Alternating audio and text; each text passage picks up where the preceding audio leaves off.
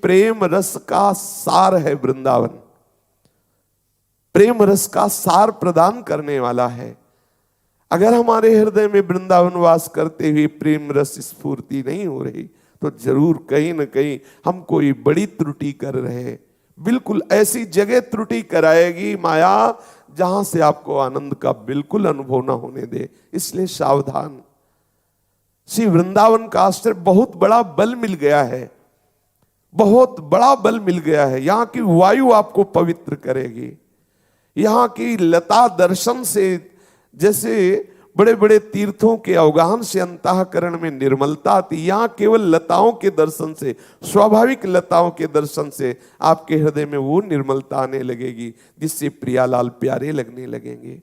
महापुरुषों ने श्री वृंदावन धाम की महिमा का अनुभव किया है।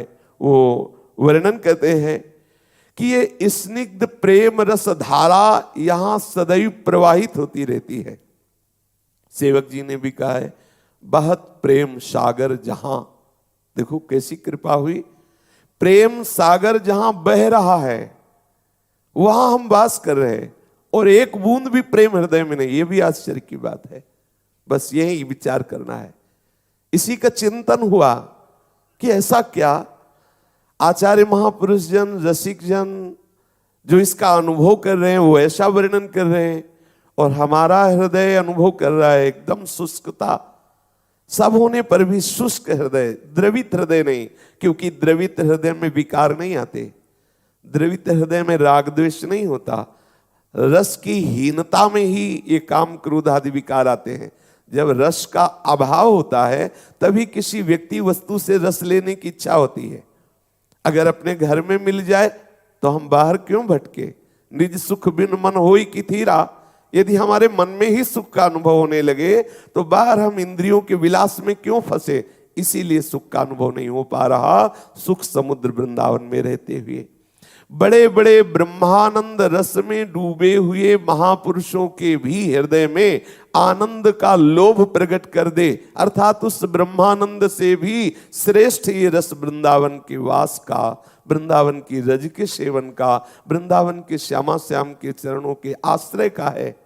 पर हमारी दुर्दशा है केवल अज्ञान के कारण, और उसकी निवृत्ति के लिए कृपा सिंधु हमें शास्त्र रूप से, हमें रसिकों के रूप से समझा रहे हैं। ऐसे वृंदावन जो सहज कृपालुमा की तरह दुलार कर रहा है, हम अपराध पे अपराध करते जा रहे हैं, हम वैष्णव द्रोह कर रहे हैं, हम गुरुजनों की आज्ञा का उल्लंघन कर रहे हैं, जो हमें नहीं करना चाहे वो हम धाम में कर रहे हैं, फिर भी धाम हमें शीतलता प्रदान कर रहा है। धाम हमें अपनी गोद में लिए हुए है। आप विचार भी नहीं कर सकते कि यहां थोड़े से भी अपराध का कितना बड़ा दंड होता है, लेकिन हम भयंकर अपराध कर रहे हैं फिर भी चैन से। ये धाम की कृपा है।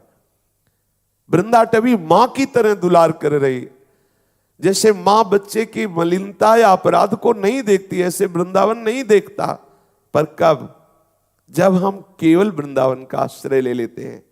यदि हम वृंदावन में आके उद्दंडता करते हैं, फिर संसार का आश्रय लिए हुए टहलते रहते, तो ये उद्दंडता आपको बहुत भोगनी पड़ेगी।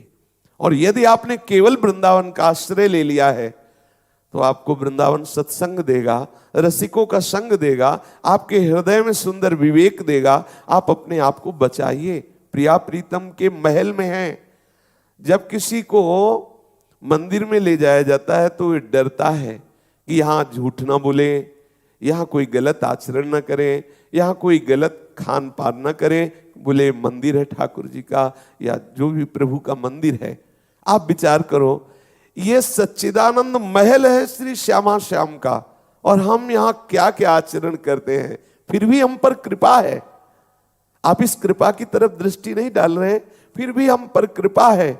यदि हम अपने को संभाल ले, जैसा प्रारंभ में वर्णन हुआ, तो आप देखेंगे बिना साधन के आप यहां प्रेम को प्राप्त हो जाएंगे। ये प्रेम धाम वृंदा विपिन है। बिना साधन के आपको प्रिया प्रीतम का अनुरागी बना के अगर रुला न दे तो कहना, ये अनुभव की बात कह रहे हैं। बिना किसी प्रयास के आप तड़पने लगेंगे प्रिया प्रीतम के लिए। ये धाम का प्रभाव, ये इस रज का प्रभाव, यहाँ की वायु का प्रभाव, यहाँ की लता का प्रभाव, आप व्याकुल हो जाएंगे, प्रिया प्रीतम के लिए व्याकुल हो जाएंगे।